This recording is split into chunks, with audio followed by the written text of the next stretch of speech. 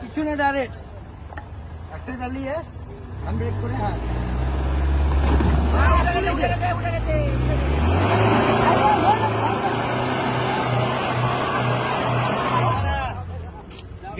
গেছে মিডলে লেগে গেছে আর ওখানে অনেক উঠে গেছে অনেক কিছু চলে গেছে নাম্বার না যেখানে আমরা করেছিলাম না এটা উঠে যেত আমি মনে হয় মাঝখানে এটা করার জন্য ওটা দাঁড়িয়ে গেল তোমার কিন্তু নিচে একটু